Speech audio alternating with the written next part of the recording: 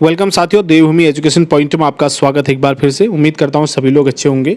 तो समग्र शिक्षा उत्तराखंड देहरादून के द्वारा कुछ पदों पर प्रतिनियुक्ति के माध्यम से जो है यहाँ पर कुछ वैकेंसीज निकली हैं और समझ लेते हैं किन के लिए ये वैकेंसीज हैं और क्या है। मैंने सुबह आपको बताया था, तो बीआरपी सीआरपी के पद सुबह मैंने बताए थे और बाकी उसके अलावा मैंने 84 पद समन्वयक के बताए थे, तो वो आ चुके हैं। देख सकते हैं आप यहाँ पर जो किसके माध्यम से भरे जाएंगे, कैसे भरे जाएंगे, इस पर हम बात करते हैं।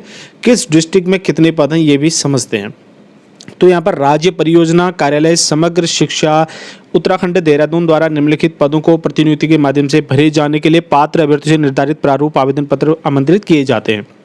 तो यहाँ पर मैं आपको इसका फॉर्म, इसका प्रारूप और गुणांक कैसे निकालना है, ये सारी चीज़ें बताऊंगा। ठीक है। पदनाम और वेतनमान की बात करेंगे। अब ये पदनाम यहाँ पर है राज्य या जिला समन्वयक वेतन, लेवल 8 की जॉब है। ठीक है। पदधारक, तो इसके पदों की संख्या टोटल 83 है।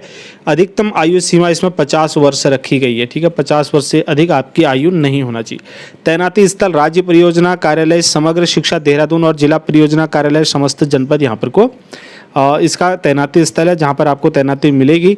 उसके बाद शैक्षिक योग्यता और अनुभव की यहाँ पर जो मेन है ये वाली बात कर लेते हैं। तो विद्यालय शिक्षा विभाग उत्तराखंड के अंतर्गत राज्य की सेवा के शैक्षिक संवर्ग में वेतन लेवल 8 के पदधारक जिन्होंने विज्ञप्ति प्रकाशन की तिथि को पदधारक पद पर न्यूनतम 2 वर्षों की अविरल और संतोषजनक सेवा पूर्ण कर ली हो। तो यानी कि 2 वर्षों की संतोषजनक पूर्ण सेवा आपकी होनी चाहिए लेवल 8 की। और इसके अंतर्गत जो है शैक्षिक संवर्ग लेवल 8 के लिए, ठीक है, जो किस विभाग में होना चाहिए, विद्यालय शिक्षा विभाग में। ठीक है। ये चीज़ यहाँ पर मांगा गया है। दूसरा है एक और है, इसमें केवल एक पद है, तो इसमें अधिकतम आयु इसमें भी 50 वर्ष है। एक पद केवल है राज्य समन्वयक विधि जो है वेतन लेवल 8 पदधारक। ठीक है। तो यहाँ पर भी देखेंगे आप विद्यालय शिक्षा विभाग उत्तराखंड के अंतर्गत राज्य की सेवा के शैक्षिक संवर्ग में वेतन लेवल 8 के पदधारक जिन्होंने विज्ञप्ति प्रकाशन तिथि को पदधारक पद पर न्यूनतम 2 वर्षों की अविरल और संतोषजनक सेवा पूर्ण कर ली हो। यानी कि यहाँ पर भी ये कह रहा है जिस दिन विज्ञप्ति जारी हुई है उस दिन तक उन्होंने जो है उस पद पर होने चाहिए लेवल 8 के और 2 वर्षों की अविरल और संतोषजनक सेवा उन्होंने की हो। ठीक है। कहीं पर मतलब ऐसा ना हो कि कुछ उन पर मतलब समझ रहे हो ना आप, तो संतोषजनक होना चाहिए। तो मान्यता प्राप्त विश्वविद्यालय से विधि में स्नातक। ठीक है। तो विधि में स्नातक, कानून में स्नातक या परास्नातक की उपाधि या विधि कार्यों का न्यूनतम 4 वर्षों का अनुभव जो है सक्षम अधिकारी का प्रमाण पत्र सहित होना चाहिए। ठीक है। अब इसमें जो है नियम और शर्तों की बात करें तो अभ्यर्थियों के लिए कुछ शर्तें और निर्देश यहाँ पर दिए गए हैं। निर्धारित प्रारूप पर पूर्ण रूप से भरे हुए आवेदन पत्र को जो है आपको केवल स्पीड पोस्ट करना है या फिर पंजीकृत डाक से ही भेजना है। ठीक है। अब बाकी जरियों से इसको स्वीकार नहीं किया जाएगा।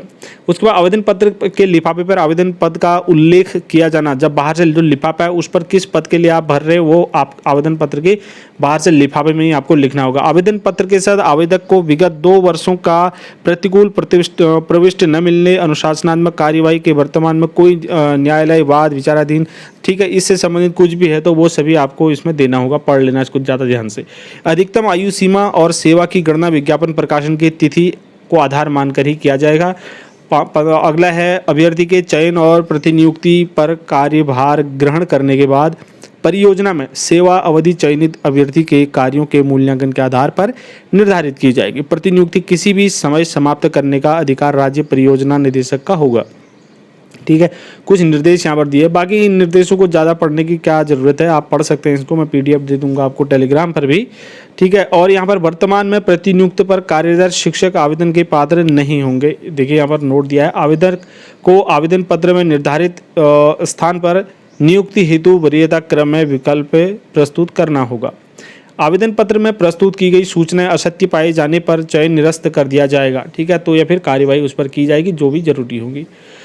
तो आप यहाँ पर देख सकते हैं कार्यालय का नाम देखेंगे और रिक्तियों की संख्या। देखिए नंबर 1 में है राज्य परियोजना कार्यालय, यहाँ पर 10 है और चमोली के लिए 6 है, चंपावत के लिए 3 है, बागेश्वर के लिए भी 3 है और रुद्रप्रयाग के लिए भी 3 है, उधम सिंह नगर के लिए 7, नैनीताल के लिए 7, पिथौरागढ़ अल्मोड़ा के लिए 7, पिथौरागढ़ के लिए 7, हरिद्वार के लिए 7, टिहरी 7, पौड़ी 7, देहरादून 7, उत्तरकाशी 7, कुल मिला के 84।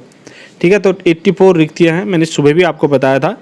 तो यहाँ पर जो है आवेदकों की मेरिट सूची और चयनित अभ्यर्थियों की सूची उत्तराखंड सभी के लिए शिक्षा परिषद की वेबसाइट पर डाल दिया जाएगा। ठीक है। तो यहाँ पर ये सारी चीज़ें आपको पढ़ लेना, इतना ज़्यादा क्या ही पढ़ना है, ज़्यादा इंपॉर्टेंट है। इसमें जो प्रक्रिया है वो मैं आपको बता देता हूँ। सबसे पहले समन्वयक के पदों पर चयन शैक्षिक गुणांकी के आधार पर जो है मेरिट बनेगी। तो गुणांक कैसे होगा? सबसे पहले हाई स्कूल है, आपको हाई स्कूल के जितने परसेंट आपका प्राप्तांकों का प्रतिशत, मान लीजिए आपकी 60% हाई स्कूल में है, इंटू 1/10 आप करेंगे, ठीक है। इससे ये कट गया तो 6 कम 6 आ गया इसका, है ना।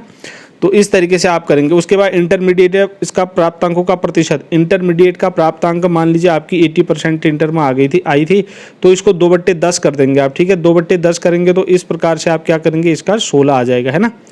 तो इस तरीके से आप निकालेंगे। उसके बाद स्नातक में आप देखेंगे, स्नातक का जो गुणांक निकालना है वो आपका प्राप्तांकों का कितना प्रतिशत है, इंटू 3/10 इसको कर देंगे। उसके बाद स्नातकोत्तर वाले में आप 4/10 करेंगे। उसके बाद बीएड या एलटी में मानेंगे तो इसमें अगर आपकी बीएड या एलटी में फर्स्ट होगी तो आपको 12 गुणांक मिलेगा, अगर सेकंड डिवीजन होगी तो 6 का मिलेगा, और थर्ड होगी तो इसमें 3 गुणांक मिल जाएगा, यानी कि वो सभी में ऐड हो जाएगा आपकी डिवीजन के हिसाब से। तो ये इस तरीके से बनने वाला है।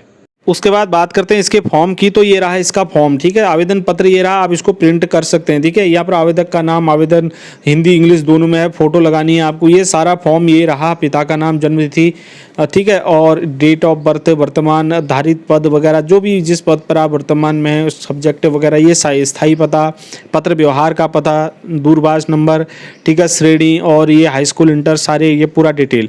तो इस तरीके का आपका फॉर्म रहने वाला। लास्ट में घोषणा पत्र होगा, ये आपको करना होगा। तो इस तरीके से आप जो है इस फॉर्म को प्रिंट आउट कर लेना, ठीक है। और ये अनुशासनात्मक कार्यवाही न चलने संबंधी प्रमाण पत्र, प्रतिकूल, ये सारे प्रमाण पत्र, ये पीडीएफ में आपको दे दूंगा, बाकी आपके वेबसाइट पर भी होगा, हम आपके टेलीग्राम ग्रुप पर अपने डाल देंगे, तो वहाँ से भी देख सकते हैं। दोस्तों यही इन्फॉर्मेशन इस वीडियो में देनी थी आप लोग को।